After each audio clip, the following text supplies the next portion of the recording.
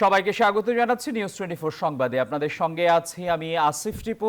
দেখছিলেন সংবাদ শিরোনাম, এবারে বিস্তারিত। গণহত্যার দায়ে আওয়ামী লীগকে নিষিদ্ধ ও শেখ হাসিনার বিচারের দাবিতে আবারও উত্তাল রাজপথ। প্রধান উপদেষ্টার বাসভবন যমুনার সামনে অবস্থান কর্মসূচি রূপ নিয়েছে মহাসমাবেশে। দাবি আদায়ে শাহবাগ অবরোধ করে রেখেছে আন্দোলনকারীরা। সমাবেশে হাসনাত আব্দুল্লাহ আওয়ামী লীগকে নিষিদ্ধ না করা পর্যন্ত আন্দোলন চালিয়ে যাওয়ার ঘোষণা দেন।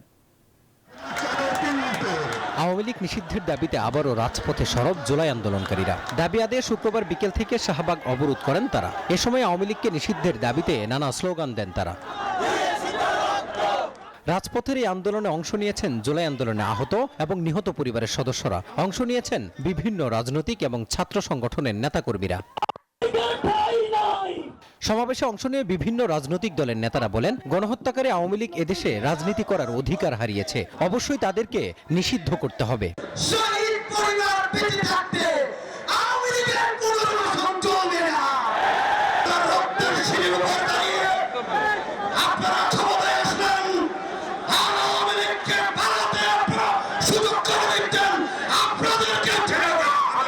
সমাবেশে এনসিপি নেতা হাসনাত আব্দুল্লাহ বলেন, আওয়ামী লীগ কোনো রাজনৈতিক দল না, তাদেরকে নিষিদ্ধ না করা পর্যন্ত শাহবাগ অবরোধের ঘোষণা দেন তিনি।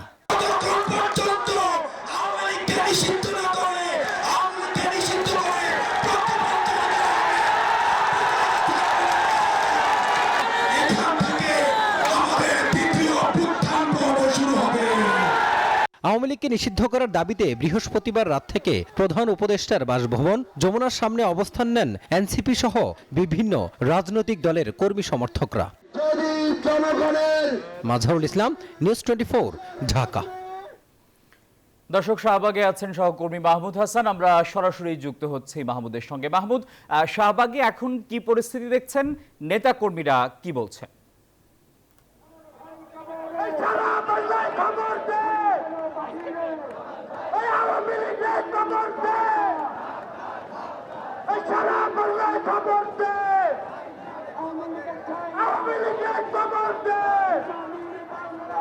ধন্যবাদ টিপু। আসলে আপনি যেমনটি জানাচ্ছিলেন যে আসলে এই আওয়ামী লীগকে নিষিদ্ধের দাবিতে কিন্তু গত রাত থেকে যে জনসমাগম সেটা কিন্তু ক্রমশ বাড়ছে এবং এখন বর্তমানে শাহবাগে কিন্তু স্লোগানে কিন্তু উত্তাল এই শাহবাগ মোড়। এখানে কিন্তু আসলে যে নেতাকর্মীদের যে কথাগুলোর কথা আপনি বললেন, যে আসলে নেতাকর্মীরা শুরু থেকে যেটা বলছে যে আওয়ামী লীগকে নিষিদ্ধ না করা পর্যন্ত তারা কিন্তু এই জায়গা ছেড়ে যাবেন না, অর্থাৎ রাজপথ ছেড়ে তারা কিন্তু যাবেন না। এবং যেটা গতকালই কিন্তু হাসনাত আব্দুল্লাহ ঘোষণা দিয়েছিলেন যে এনসিপির যিনি আসলে দক্ষিণাঞ্চলের মুখ্য সংগঠক, তিনি কিন্তু আসলে জানিয়েছেন যে এই দাবি আদায় না হওয়া পর্যন্ত তিনি কিন্তু রাজপথ ছেড়ে যাবেন না। এখন বর্তমানে শাহবাগের যে অবস্থা সেটা হচ্ছে স্লোগানে কিন্তু উত্তাল এই শাহবাগ মোড়। এখানে কিন্তু এনসিপির নেতাকর্মীরা, তারপরে ইসলামী ছাত্র শিবির সহ ইসলামী সমমনা যে দলগুলো রয়েছে, অঙ্গ সংগঠনের যে সমর্থক যারা আছেন, যারা জুলাই আন্দোলনকে সমর্থন করেন এবং জুলাই আন্দোলনে প্রত্যক্ষ এবং পরোক্ষভাবে মাঠে থেকেছেন, তারা কিন্তু আসলে এই ছাত্রদের যে দাবি সেটাতে কিন্তু সহমত জানিয়ে এখন শাহবাগে অবস্থান করছেন। শুধু ইসলামী দল বা এনসিপি এরকম কোনো কিছু নয়, এর পাশাপাশি কিন্তু অন্যান্য দলের নেতাকর্মীরাও কিন্তু এখানে এসেছেন এবং তারা কিন্তু সমর্থন জানিয়েছেন এবং এখানে থাকার প্রতিশ্রুতি দিয়েছেন। তো সবকিছু মিলিয়ে এইখানে যে অবস্থা আমরা দেখলাম এবং নেতাকর্মীদের যে বিষয়টা আমরা দেখছি, সে বিষয়টা অনুযায়ী এখানে তারা প্রস্তুতি নিয়েছেন যে আসলে দাবি শেষ না হওয়া পর্যন্ত, এক কথায় দাবি পূরণ না হওয়া পর্যন্ত তারা কিন্তু শাহবাগ মোড়ে অবস্থান করবেন এবং শাহবাগ ব্লকেট কর্মসূচি তারা পালন করবেন। তো এই ছিল শাহবাগ থেকে আমার কাছে সর্বশেষ। মাহমুদ, আপনাকে ধন্যবাদ। দর্শক, শাহবাগ থেকে জানাচ্ছিলেন সহকর্মী মাহমুদ হাসান। শাহবাগের অবস্থান কর্মসূচি চলমান থাকবে। দ্রুত সময়ের মধ্যে আওয়ামী লীগ নিষিদ্ধের সিদ্ধান্ত না আসলে সমগ্র বাংলাদেশ আবারও ঢাকা শহরে মার্চ করবে বলে ফেসবুক পোস্টে জানিয়েছেন এনসিপির আহ্বায়ক নাহিদ ইসলাম। তিনি আহ্বান জানান দেশের সার্বভৌমত্ব বিরোধী, স্বাধীনতা বিরোধী, জুলাই বিরোধী, গণতন্ত্র বিরোধী, ইসলাম বিরোধী, নারী বিরোধী, মানবতা বিরোধী ফ্যাসিস্ট সন্ত্রাসী মুজিববাদী সংগঠন আওয়ামী লীগকে নিষিদ্ধ করতে বাংলাদেশপন্থী সকল শক্তি ঐক্যবদ্ধ হতে।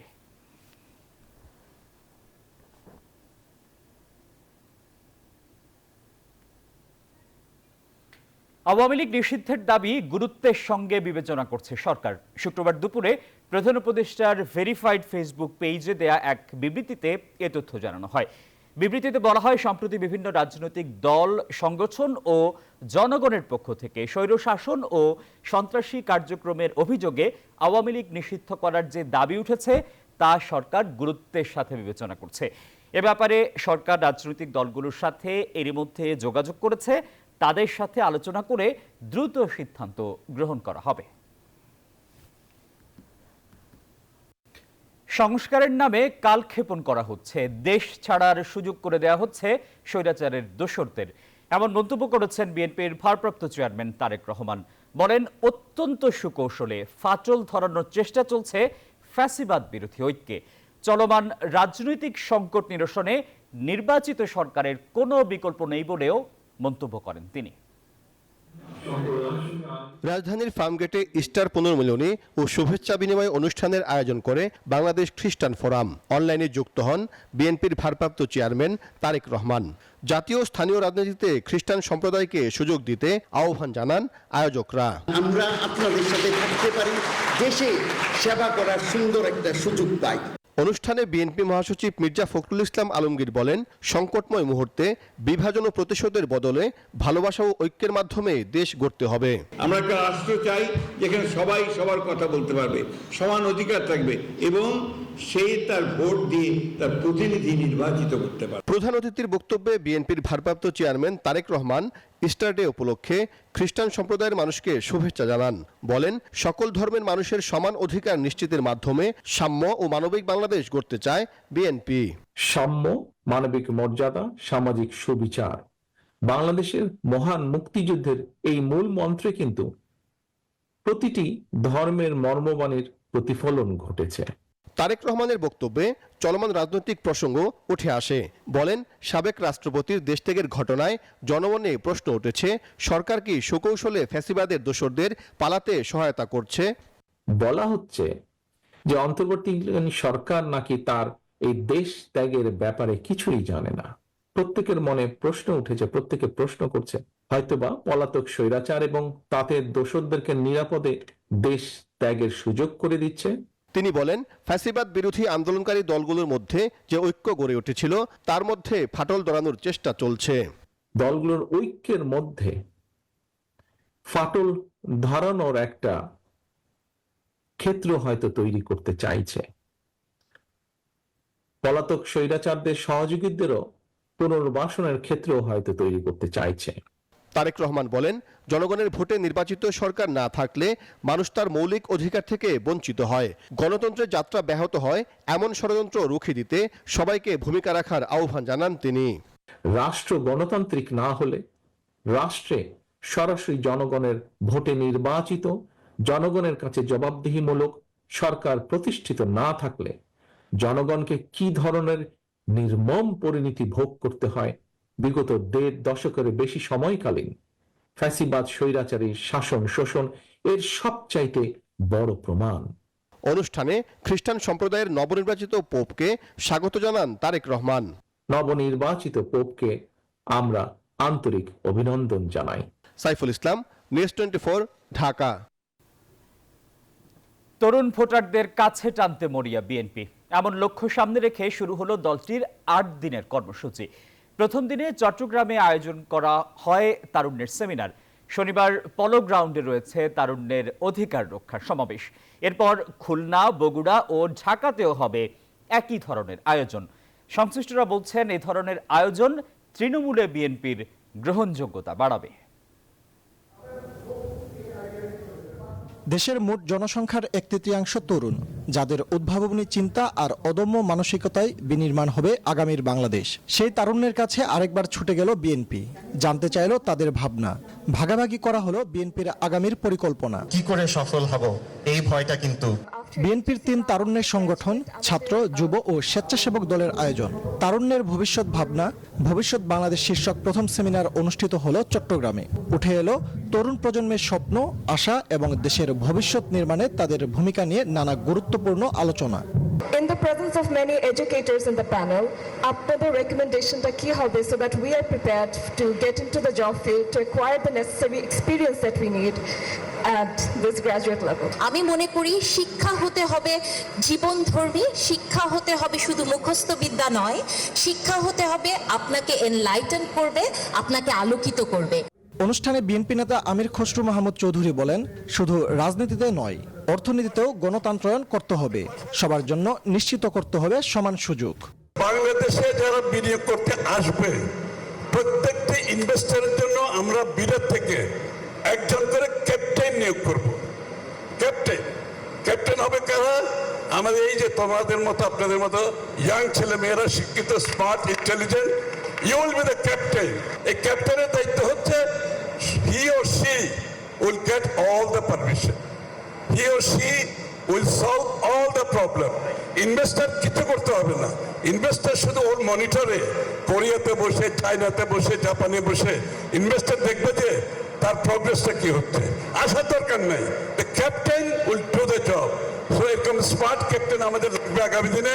Be prepared for it. শনিবার চট্টগ্রামের পোলো গ্রাউন্ড মাঠে অনুষ্ঠিত হবে তারুণ্যের রাজনৈতিক অধিকার প্রতিষ্ঠার সমাবেশ। রাজনীতি বিশ্লেষকরা মনে করছেন, প্রথাগত রাজনীতির বাইরে গিয়ে তরুণদের সম্পৃক্ত করার এমন উদ্যোগ বিএনপিকে তৃণমূলে বিশ্বাসযোগ্য করে তুলবে, রাজনীতিতে আগ্রহ বাড়বে তরুণদের। ফজলা রাব্বি, সৌরভ, নিউজ 24, চট্টগ্রাম।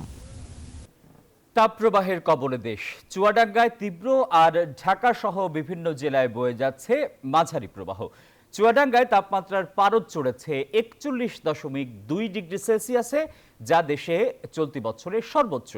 এদিকে ঢাকায় মৌসুমের সর্বোচ্চ তাপমাত্রা রেকর্ড হয়েছে 39.2 ডিগ্রি সেলসিয়াস। আবহাওয়া অফিস বলছে, এমন অবস্থা থাকতে পারে আরও অন্তত 2-3 দিন। সকাল গড়িয়ে দুপুর, মাথার উপর সূর্যের প্রখর রোদ, রাজধানীতে তাপমাত্রার পারদ প্রায় 40 ডিগ্রি সেলসিয়াস ছুঁই। এমন কাঠফাটা রোদ বেশ ঝিমিয়ে দিয়েছে শহুরে জীবনকে। গায়ে যেন লাগছে আগুনের হলকা। জীবিকার তাগিদে ঘরের বাইরে শ্রমজীবী মানুষ। গরম, প্রচুর গরম, আজকে খুব তাপমাত্রা বেশি। তো খাইতে হলে যদি পেট চালাতে হয় তো কিছু কষ্ট করতে হবে, ওই রোদের মধ্যেই চালাইতে হয়। প্যাসেঞ্জারও নাই, এরপরেও এই রোদের মধ্যে অনেক রোদ পড়ছে, না চালিয়ে তো পারবো না। মাঝারি তাপপ্রবাহে নাকাল প্রাণ প্রকৃতিও। বাতাসে আর্দ্রতা বেশি থাকায় ভ্যাপসা গরমে ক্লান্ত জীবন। তবে বিক্রি বেড়েছে শরবত বিক্রেতাদের। তো মানুষ অতিষ্ঠ হয়ে গেছে, তো এখন আর নিরুপায় হয়ে খেতে হইতেছে, কিন্তু আর কিছু করার নেই। গরম বেশির জন্য তো শরবত খেতে আসছি এখানে। আবহাওয়া অফিস বলছে, ঢাকার মতো মাঝারি তাপপ্রবাহ বইছে দেশের বেশ কয়েকটি জেলায়। জারি করা সতর্কতা বাড়ানো হয়েছে আরও 72 ঘন্টা। আগামী 72 ঘন্টা এটা বিরাজ করতে পারে এবং সেই তাপপ্রবাহটা দেশের বিভিন্ন স্থানে মাঝারি থেকে তীব্র আকার ধারণ করতে পারে। রাজধানী ঢাকাতে আজকে সর্বোচ্চ তাপমাত্রা রেকর্ড করা হয়েছে 39.2 ডিগ্রি। এই 39.2 ডিগ্রি কিন্তু এই মৌসুমের সর্বোচ্চ তাপমাত্রা, এবং আজকে যে চুয়াডাঙ্গা যেটা 41.2 ডিগ্রি তাপমাত্রা রেকর্ড করা হয়েছে, এটা কিন্তু এই মৌসুমের সর্বোচ্চ তাপমাত্রা। শুক্রবার চুয়াডাঙ্গায় দেশের সর্বোচ্চ তাপমাত্রা 41.2 ডিগ্রি সেলসিয়াস রেকর্ড করা হয়েছে, যা তাপপ্রবাহের তীব্র অবস্থা। মাসুদা লাবনী, নিউজ 24, ঢাকা। ঈদ সেলিব্রেশনে এবার নো টেনশন। সিঙ্গেল বেকো আছে আপনার পাশে, আপনার সাথে। বড় ঈদে স্বস্তির ভরপুর সলিউশন নিয়ে এই সলিউশন কার্ডে পাচ্ছেন হাউসফুল অ্যাপ্লায়েন্স। আরও জিতে নিতে পারেন TV, refrigerator, AC, washing machine সহ যে কোনো অ্যাপ্লায়েন্স। এছাড়াও আছে ঈদ বাজার অথবা এলপিজি গ্যাস বিল ডিসকাউন্ট। ভরপুর সলিউশন পেতে আজই চলে আসুন সিঙ্গেল বেকো স্টোরে। ভিজিট করুন singlebd.com। নিউজ 24 সংবাদের সময় হলো একটা বিরতির। আরো খবর নিয়ে ফিরছি, আমাদের সঙ্গেই থাকুন। বিরতির পর স্বাগত। আরো একবার দেখছেন নিউজ 24 সংবাদ। এবারে ভারত পাকিস্তান সংঘাতের খবর। কাশ্মীর নিয়ে লড়ছে ভারত পাকিস্তান। চলমান সংঘাতের পেছনে অস্ত্র বাণিজ্য, এমনটা মনে করছেন আন্তর্জাতিক সম্পর্ক বিশ্লেষকরা। সাবেক রাষ্ট্রদূত মুন্সি ফয়েজ মনে করেন, এই যুদ্ধের পেছনে রাজনৈতিক স্বার্থ আর ব্যবসায়িক স্বার্থ। তবে পারমাণবিক দুই শক্তিধর দেশের এই লড়াই বেশি দূর গড়াবে না বলে মনে করেন আন্তর্জাতিক সম্পর্ক বিশ্লেষক ইমতিয়াজ আহমেদ। জানাচ্ছেন প্রমা চৌধুরী। কাশ্মীর নিয়ে 4 বার সংঘাতে জড়িয়েছে ভারত পাকিস্তান। 47-এর দেশভাগের শুরুতে রক্ত ঝরেছে কাশ্মীর উপত্যকায়। এরপর 1999 সালে রক্তাক্ত হয়েছে কার্গিল। 2019 সালে পুলওয়ামা হামলার জেরে ফের সংঘাতে জড়ায় ভারত পাকিস্তান। এবার পেহেলগামে পর্যটক হত্যাকাণ্ডের জেরে রক্তাক্ত হলো 2025। পারমাণবিক ক্ষমতাধর এই দুটি দেশের মধ্যে এখন উত্তেজনা চরমে। কূটনীতিক বহিষ্কার, বিমান চলাচলের জন্য আকাশপথ বন্ধ করা সহ পাল্টাপাল্টি বেশ অনেকগুলো পদক্ষেপের ঘোষণা দিয়েছে দুই দেশই। অন্যদিকে গ্লোবাল ফায়ার পাওয়ার বলছে পাকিস্তানের পারমাণবিক অস্ত্রের সংখ্যা 140 থেকে 150, অর্থাৎ ভারতের চেয়ে পারমাণবিক শক্তিতে খানিকটা এগিয়ে আছে পাকিস্তান। এমন পরিস্থিতিতে এই যুদ্ধে চীন ও মার্কিনীদেরও স্বার্থ জড়িত আছে বলে মনে করছেন নিরাপত্তা বিশ্লেষক শামীম কামাল। এখানে অবশ্যই মার্কিন যুক্তরাষ্ট্র, চীন, অন্যান্য প্রভাবক যে শক্তিগুলো আছে, এমনকি রাশিয়া, সবারই কোনো না কোনো ইনভলভমেন্ট আছে। এই যে যুদ্ধ হচ্ছে, এই যুদ্ধ ততদিন পর্যন্ত চালাবে যতক্ষণ পর্যন্ত তাদের স্বার্থ অক্ষুণ্ণ থাকবে। নানা অভিযোগ তুলে দুই পড়শি এখন পুড়ছে ক্ষোভের আগুনে। সাবেক রাষ্ট্রদূত মুন্সি ফয়েজ মনে করেন এই যুদ্ধ নিছক অস্ত্র ব্যবসা। অন্যদিকে চীনও দেখতে চাইবে না দীর্ঘস্থায়ী হোক এই লড়াই। ভারতের জন্য বা পাকিস্তানের জন্য সামরিক ব্যবসা না, ব্যবসাটা হলো বাইরে যারা আছে, যারা সরবরাহটা করে। চীন কিন্তু আসলে আমি যদি বুঝি যুদ্ধ চায় না। ভারত পাকিস্তানে এই যুদ্ধ দীর্ঘস্থায়ী হবার আশঙ্কা দেখছে না আন্তর্জাতিক সম্পর্ক বিশ্লেষক ইমতিয়াজ আহমেদ। বাংলাদেশ নিয়ে কোনো শঙ্কা না থাকলেও বাণিজ্য ও কূটনৈতিক সম্পর্কে সতর্ক পদক্ষেপের পরামর্শ তার।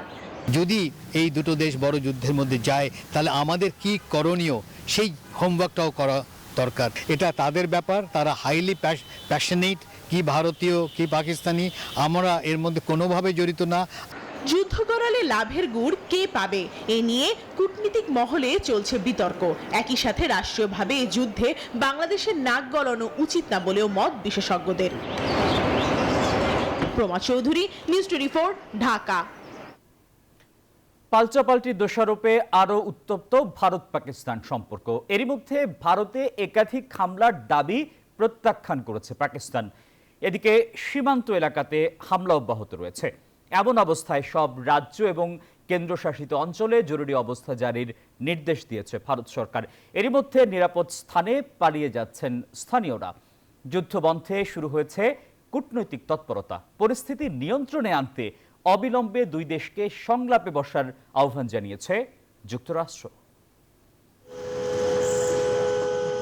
বৃহস্পতিবার রাতেই ভারতের গণমাধ্যমে দাবি করা হয় পাকিস্তান থেকে ধেয়ে আসছে একের পর এক ক্ষেপণাস্ত্র। এতে আতঙ্ক ছড়িয়ে পড়লে ঘরবাড়ি ছেড়ে পালাতে থাকে স্থানীয়রা। সেই সাথে পাকিস্তানে নিক্ষেপ করা অন্তত 8টি ক্ষেপণাস্ত্র প্রতিহতের দাবি জানায় ভারতের প্রতিরক্ষা বাহিনী। তবে জম্মু কাশ্মীরে হামলার অভিযোগ অস্বীকার করেছেন খোদ পাকিস্তানের প্রতিরক্ষা মন্ত্রী খাজা আসিফ। উল্টো অভিযোগ করেন ভারত পরিস্থিতি নিয়ন্ত্রণের সুযোগ দিচ্ছে না।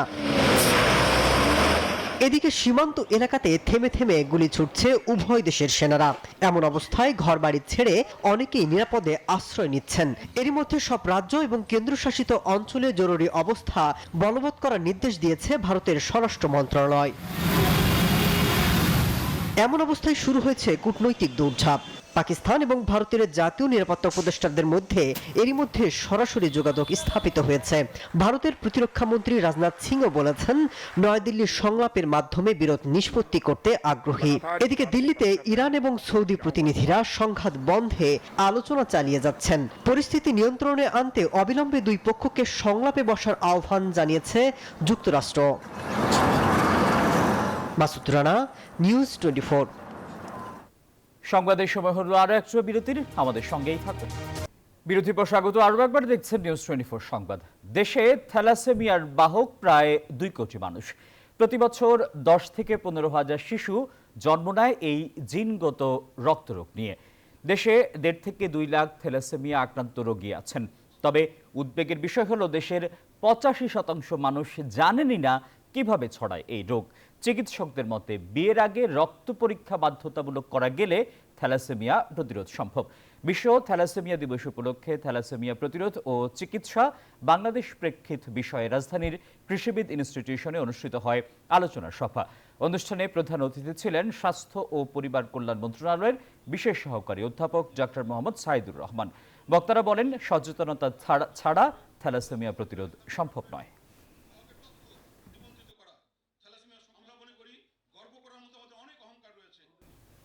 এবারে অর্থ বাণিজ্যের সংবাদ।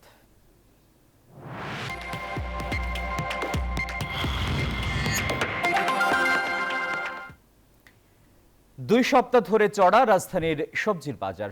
বাজারে এখন বেশিরভাগ সবজি বিক্রি হচ্ছে কেজিতে 60 থেকে 80 টাকায়, আর বেশ কিছু সবজির দাম ছুঁয়েছে 100 টাকার ঘরে। অবশ্য কিছুটা স্বস্তি ব্রয়লার মুরগি ও সোনালী মুরগির দামে। বর্তমানে আকার ভেদে প্রতি কেজি ইলিশ বিক্রি হচ্ছে 1600 থেকে 2200 টাকায়। আগের সপ্তাহ থেকে দাম কমেছে প্রায় 200 টাকা। এই সপ্তাহেও চড়া সবজির বাজার। বেশিরভাগ সবজির দরই 80 থেকে 100 টাকার ঘরে। বিশেষ করে বেড়েছে পেঁপে এবং ভালো মানের বেগুনের দাম, বিক্রি হচ্ছে 80 থেকে 100 টাকা কেজিতে।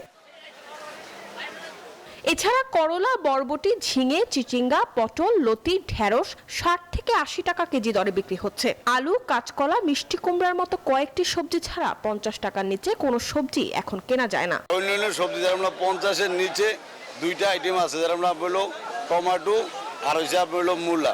এই দুইটা আইটেম 50-এর নিচে, আর বাকি আইটেমগুলা 100-এর নিচে, 50-এর উপরে।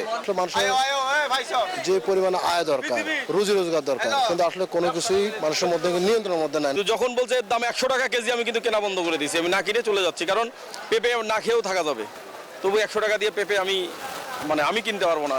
মাছ মাংসের বাজারে সপ্তাহ ব্যবধানে কমেছে ব্রয়লার ও সোনালী মুরগির দাম। ব্রয়লার মুরগি বিক্রি হচ্ছে কেজি প্রতি 160 টাকায়, সোনালী মুরগি 220 টাকা কেজিতে বিক্রি হচ্ছে। গত সপ্তাহ থেকে ব্রয়লার মুরগি 10 টাকা কমছে, আর পাকিস্তানি গেছে সপ্তাহের মতন আছে। এটা ছিল 2500 টাকা কেজি, কিন্তু মাছের আমদানি বেশি, মাছের রেটটা একটু কম আছে। মাছের বাজার রয়েছে আগের সপ্তাহের মতোই, কমেছে ইলিশের দাম। আকার ভেদে প্রতি কেজি বিক্রি হচ্ছে 1600 থেকে 2200 টাকায়। মরিয়ম আজিজ মৌরিন, নিউজ 24, ঢাকা। আর এই ছিল নিউজ 24 সংবাদের এখনকার আয়োজন। এতক্ষণ আমাদের সঙ্গে থাকায় সবাইকে ধন্যবাদ।